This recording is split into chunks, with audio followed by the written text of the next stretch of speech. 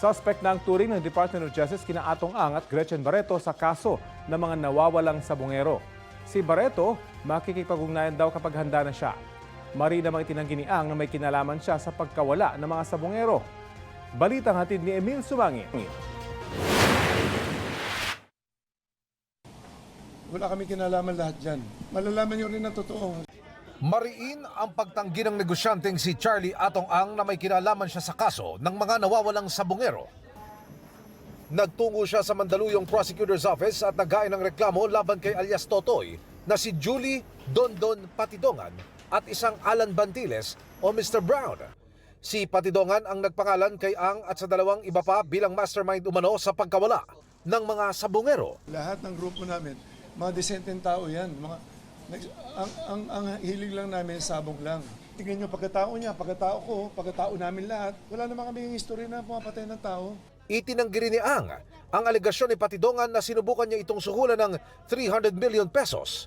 Ayon sa kanya at iba pa nilang tauhan, si Patidongan anya ang humingi ng 300 million pesos nang mag-usap ito at abogadong si Attorney Carol Cruz sa isang hotel nitong June 12.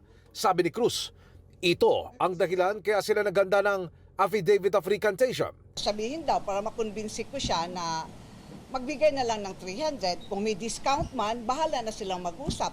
Kung 30 million, bahala sila. Para wala silang dalawa na mag-uusap, subject to their mutual terms. I was requested by Mr. Brown to draft the affidavit of recantation, which I did. And pinadala ko sa kanya on June 21. Ayon kay Ang, nanghingi ito kahit nagbigay na siya ng 12 million pesos na campaign fund para sa mayoral race ni Patidongan noong eleksyon. Ang punot dulo talaga nito, pera.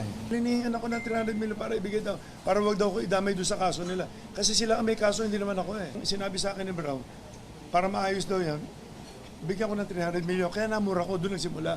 As early as February, bago siya mag-file, bago siya gumawa ng affidavit. May mga may telephone call kami dito eh. Actually, mapapatunayan ko sa inyo yan in the future. Hindi lang anya siya ang hininga ng matalo si Patidongan nitong eleksyon. Ang grupo namin, lahat tinatawagan nila isa-isa, nag-extort eh. Akala yata niya, pagkatapos yung magsalita ng kung ano-anong kalokohan, pwede na lang siyang biglang aalis pag nakuha niya ang pera eh. Yun ang problema eh. Lahat tinatawagan, si Gretchen, tinatawagan, sinasama na si Gretchen, humihingi nung time na umihingi ng pangkampanya yung asawa, tapos tinawagan din ni Brown, kinausap din ni Dondon, tapos umihingi ng papanganganak. Aligasyon ngayon ni Atong Ang may nadiskubre siyang plano raw ng grupo ni Patidongan. Kasi nasa paligid ko mga tao niya eh. Noong time na nagtitiwala ako sa kanya. Kapatid. Ngayon, ang napag-usapan doon, kikidnapin ako, matutubos ako, saka papatayin ako. Doon, mag-isip ka doon. Kung ano man ang mga, huwag ka na magsinungaling. Tinuring kita parang anak ko eh. Hindi ko alam na ganyan kakasama. Pati ako, papatayin mo pa, kikidnapin mo pa ako. Kailangan ko lang proteksyon na ng sarili ko na. Tsaka ang grupo namin kawawa na kami masyado. Sabi pa ng kampo ni Ang, hindi kwalipikadong maging state witness si Patidongan dahil ito umano ang may pinakamabigat na partisipasyon sa kaso. Questionable rin daw ang pagkatao nito. Kita pa namin sa due diligence namin na noong January 2020, merong nag-file ng information for frustrated murder. Ito, against yung whistleblower na yan, sa RTC Morong Rizal. Meron pa siyang charge for murder and multiple frustrated murder in Taytay Rizal, final noong March 2019. Nakita rin namin na noong July 2019, ang Metrobank mismo, Metropolitan Bank and Trust Company mismo, ang nag-file ng isang kaso for robbery. Robbery with threat and intimidation, physical injuries, and grave threats. So tingnan natin, credible ba itong whistleblower na to? Nagbigay rin ng mensahe si Atong Ang sa pamilya ng mga nawawalang sabongero. Malalaman nyo rin ang totoo. Siguro sa pag-iimbesti niya, may lalabas na totoo dyan. Wala kami kinalaman lahat dyan. Kapareho, uulitin ko, sinasabi ko, lahat ng grupo namin, mga desenteng tao yan. Ang hilig lang namin, sabong lang. Sinusubukan pa naming makuha ang pahayag ni Bantiles Si Patidongan naman nanindigang hindi siya ang lumapit kundi siya raw ang nilapitan ng kampo ni Ang para papirmahin ng affidavit of recantation. Parang binaliktad niya ang lahat na sinabihan ako doon, tanggapin mo na yan, bawiin mo lahat ng sinasabi mo at mag-abroad ka na lang. Yun ang pagkasabi sa akin. Okay, so hindi ko nanghingi. Hindi ako nanghingi. Itinanggi rin niya ang alegasyong nagplano siyang dukutin si Ang. Kabaliktaran lahat ng sinabi niya. Ako mangidnap sa kanya. Sino ba naman ako? Si Mr. Atong Ang, mag-isip kayo. Kikidnapin ko na halos lahat nandun na sa kanya. Wala rin anyang batayan ang mga inungkat na mga kasong isinampa sa kanya. Alam naman ng Panginoon yan. Kung mayroon man yan, dapat noon pa, di ba? Pinagbintangan lang ako niyan, yung sinasabi niyang murder. Pinapapatay niya yung isang tao doon na nanggugulo. So sa totoo niyan, pinansahan pa nga niya ako noon. Pinaglaban ng attorney niya. Kaugnay naman ang umunay pagkakasangkot niya sa robbery sa isang bangko. Dahil galit sa akin, dahil hindi na siya pinagkatiwalaan ni Mr. Atong Ang. Nilagay ni ang mukha ko niyan. Absuelto na yan ang attorney ko nga dyan, si attorney Caroline Cruz, yung katabi niya. Giit ni Patidongan, kung meron daw dapat na managot sa pagkawala, halimbawa na lang ng 6 na sabungero sa Manila Arena, si Ang daw dapat iyon. Sa Manila Arena, nandun siya. Nandun siya sa baba. Nandun, nagsasabong yung time na yon. So, ikaw may-ari ng sabungan. Alam mo na si Dundon Patidongan ay inutusan ninyo na kunin yung tao sa taas, i-turn over dun sa mga pulis. Paano ako maging guilty dun? Ayon kay Patidongan, hindi siya kundi kamag-anak ni ang isaan niya sa 6 na gwardyang kinasuhan sa pagkawala ng mga sabungero sa Manila Arena. Pero kinausap umano siya ni Ang para saluhin ang kaso. Kiusap siya sa akin, Don, total marunong ka naman sumagot, kayo na lang, palit na lang kayo. Kasi ito battery na lang ang gumagana dito, yung may opera na yan. Sumunod lang daw siya sa utos pero iniwan umano siya ni Ang. Yung nangyari sa akin, nahuli kami. Siyang may utak nun eh. Pasalamat ako na nadampot ko yung anak ko. Kung hindi ko nadampot, kwento na lang sana si Dundon Patidongan. Itinuring ko siyang magulang, pero hindi ko matanggap na yung patayin niya buong pamilya ko. Hinihinga namin ng reaksyon si Ang sa mga sinabi ni Patidongan. Ang Department of Justice, inihahanda na ang reklamo laban kay Atong Ang at kay Gretchen Barreto na idinawit din ni Patidongan sa kaso. Mapapasama sila.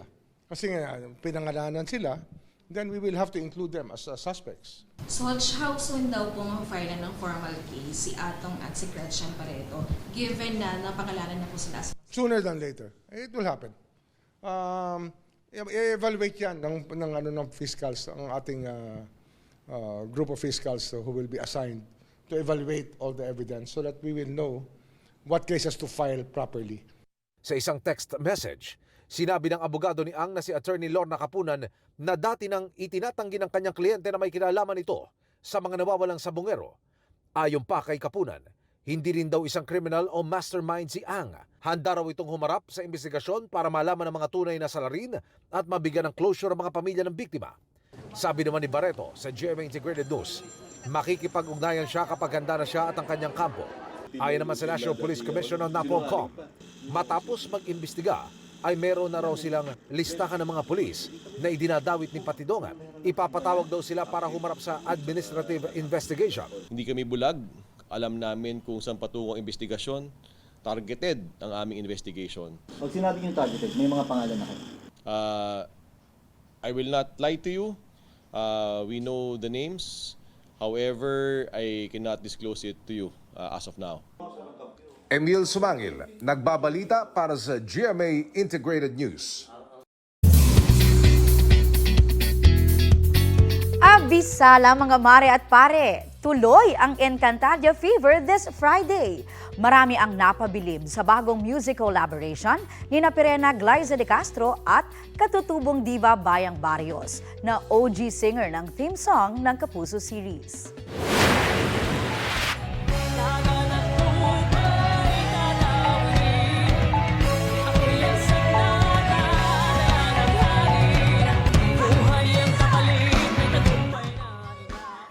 Atake! Binigyan ni Glyza ng lyrics ang kantang Tadhana. Kwento ni Glyza, inspired ng lyrics sa isang eksena niya sa Encantadia Chronicles Sangre. Anya, isang tribute ang kanilang collab ni Bayang na first time narinig sa kanyang Sangre Perena transformation entry.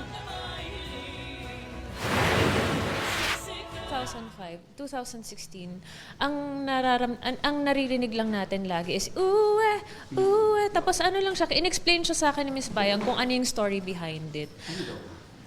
Parang siyang kalikasan na nasira. Yun yung description sa kanya ng composer. So parang nag-chant lang talaga siya, freestyle lang talaga siya. And then ako naman, bilang nasira yung kalikasan, gusto ko pa ring lumaban.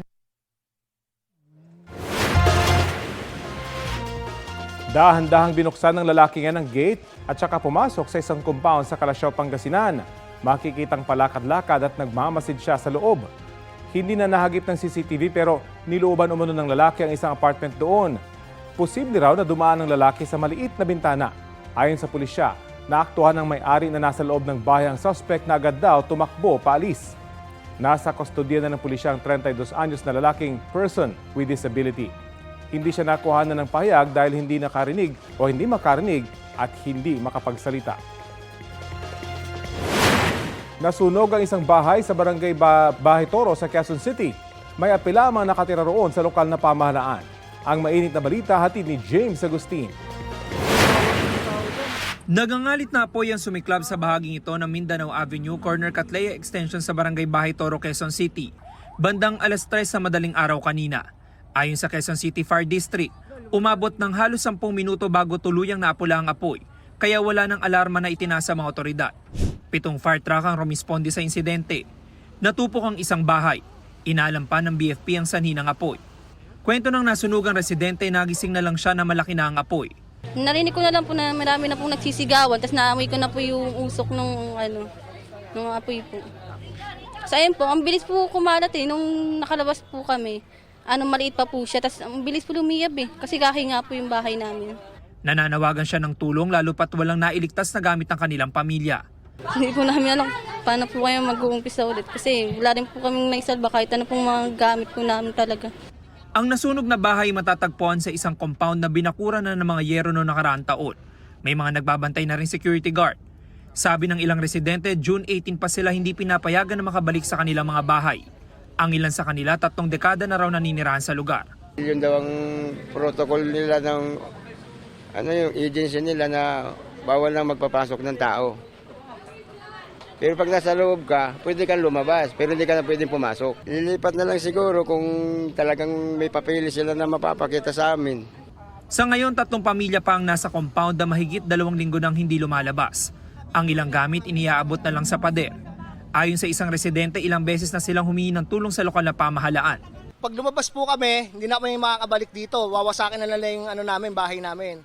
Sino ba namang lalabas pa ng bahay? Pag uwi mo, wala ka nang dadatnan. Yung gobyerno ng Quezon City, sana naman tulungan nyo kami. Nagmamakaawa na kami. Sa Mayor's Office, tulungan nyo po kami. Kanina, pinuntahan ng mga taga-barangay ang caretaker ng property para pakiusapan. Baka naman pwede natin pagbigyan yung mga residente dyan, nakunin na lang nila yung mga gamit nila ngayon. Gamit naman nila yan Ako na nakikiusap sa'yo, Brad. Saglit lang po sir tatawag po ako. Wala namang pahayag ang caretaker na tanungin ng media kung bakit hindi pinapayagan na makapasok ang mga residente. Sinusubukan pa namin makuha ang panig ng Quezon City LGU. James Agustin, nagbabalita para sa GMA Integrated News.